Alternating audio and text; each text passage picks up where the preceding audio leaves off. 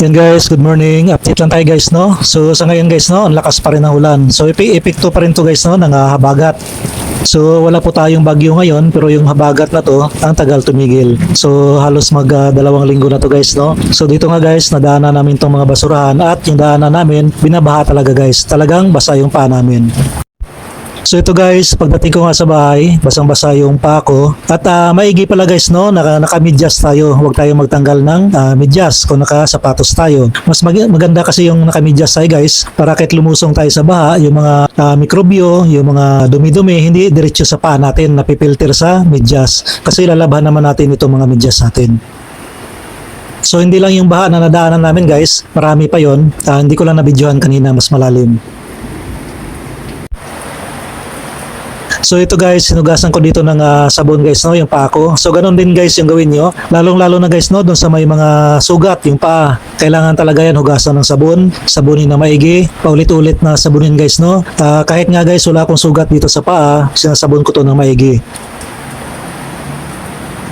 So ganyan din yung gawin nyo guys, advice ko lang sa inyo, no, para hindi tayo magkasakit. Kasi delikado guys, no, pag tinamaan tayo ng leptopyrosis. Yung ihi ng daga guys, yung mga dumi ng daga, napakatindi nun guys. So kailangan malinis yung mga paa natin kapag lumusong tayo sa baha. So ito guys, sinabon ko to ng maigi. Yan, kung makita nyo yan.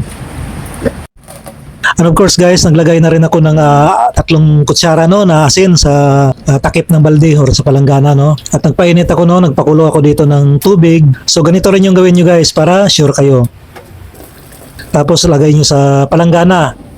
Yan. Of course guys, bago nyo ilagay yung paa nyo o isaw-saw dyan, tansyahin nyo kung mainit pa ba. Maligam-gam lang dapat guys. Yung tamang-tama lang, yung kaya nyo lang yung init. Pero dapat guys, medyo mainit yung tamang-tama lang na kaya nyo ilagay yung paa nyo.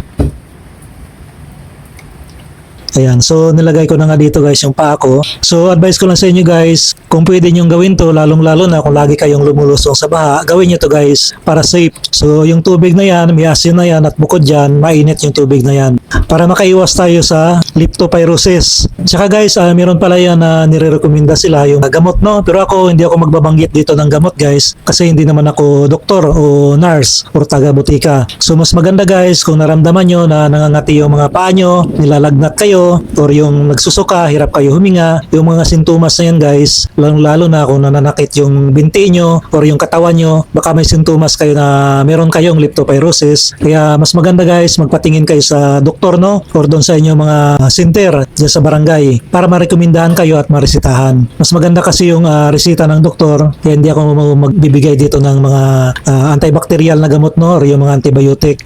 Mas maganda kasi kung may mga sintomas na kayo naramdaman, yun, magpakonsulta kayo guys. Pero sa ngayon, ito yung remedy na ginawa ko guys, kasi wala naman akong naramdaman na sintomas. Gusto ko lang na makasigurado na ligtas. Kaya binabad ko dito sa mainit na tubig na may asin at bukod doon sinabon ko yung paa ko. So yun lang guys, mag-ingat tayong lahat, no, dahil malakas yung ulan, binabaha talaga ngayon. So normal yan.